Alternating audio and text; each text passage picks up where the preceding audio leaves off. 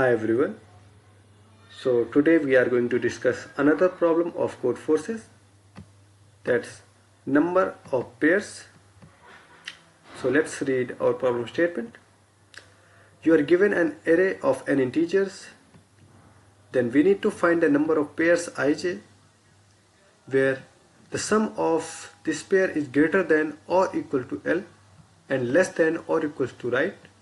So this is our given condition and we need to find pairs. So let's try to understand this problem by dry run.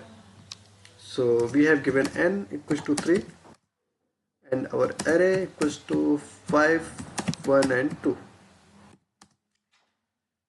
And let's say L equals to lower bound and R equals to rightmost bound or upper bound. So we have L equals to 4 and our R equals to 7. So we need to find number of pairs that we can form in our array, and that should be greater than 4 or equals to 4 and less than equals to 7. So let's say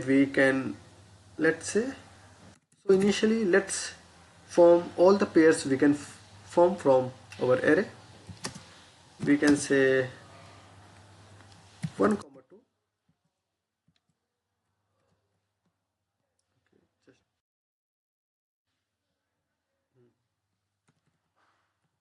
1 comma 2,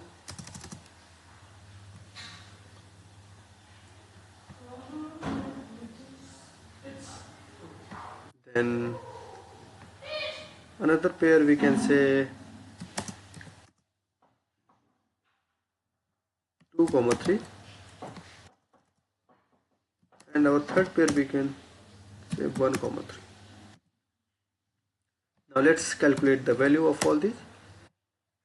1 comma 2, then our sum will be 6, and this is greater than 4 and less than 7, so our valid pair.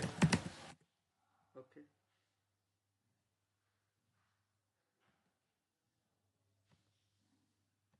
now we have another pair 2 comma 3,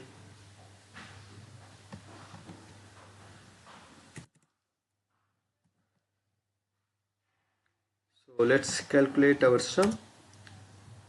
So 2 comma 3 will be 3, and this is less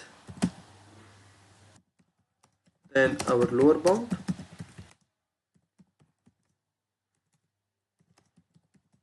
which is 4, so not valid pair.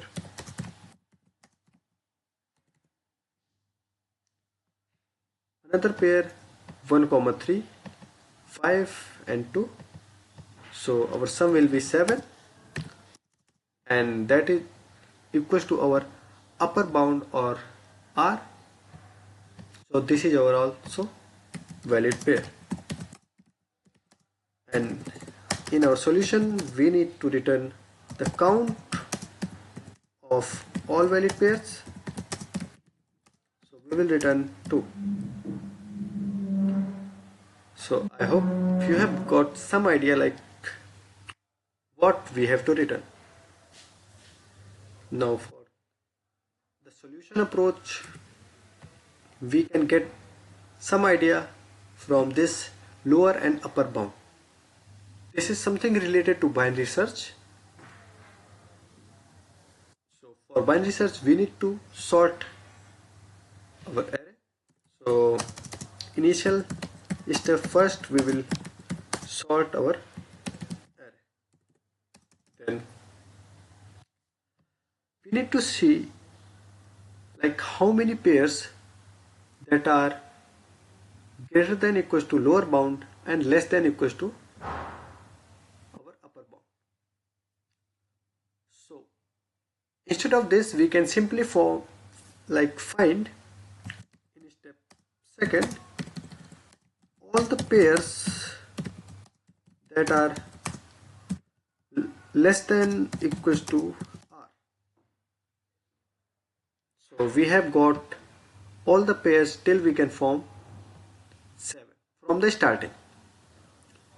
Now in next step, in step third, let's form or calculate